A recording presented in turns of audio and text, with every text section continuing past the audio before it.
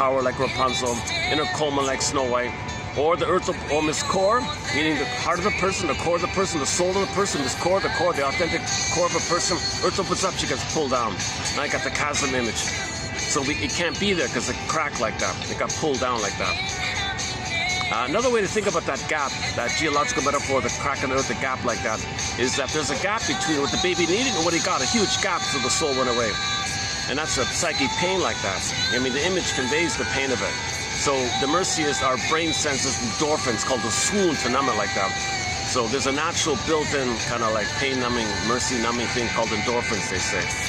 So now we're in a swoon like that. But our soul can't be there. Our embodiment can't be there. So we're cursed with this setup.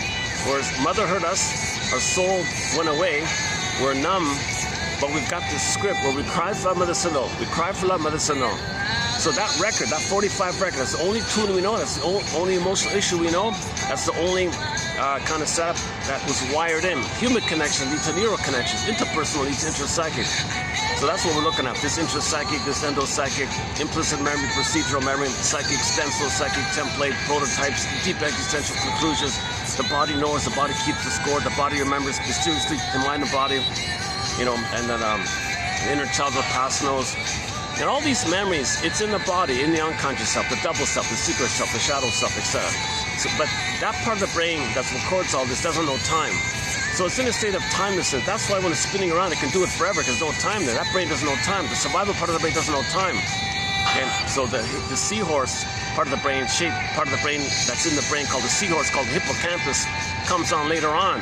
The hippocampus gives you context and time and narrative and broader perspective and what's going on, and then you can make sense of it and meaning and understand it and feel safe. You have the story. Narrative medicine makes a story. So if you could bring what was unstoryized and narrativize it, something that was unformulated or unnarrativized and narrativize it. So you want to narrativize. If you don't narrativize, you're going to repeat the trauma again and again until you do so. So we repeat in search of memory. When we get our history, when we get our memory, when we can narrativize, formulate, put it into story form, so make inferences, put it together, piece it together, then we don't need to repeat anymore. It's a cognitive knowing and an emotional knowing. There's two parts like that, obviously.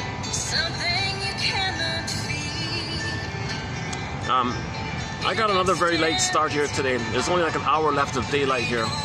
So usually I do a kind of like an overview of some of the core points: repetition, compulsion, symbolic acting out, Faustian deal, trance logic, double thing, man oh man, some of the fairy tales, some of the Twilight Zone episodes. There's so much material. It takes me 2 hours to cover the basic. But once again, I'm limited here with the time, so I'm going to kind of forego the usual introductory material.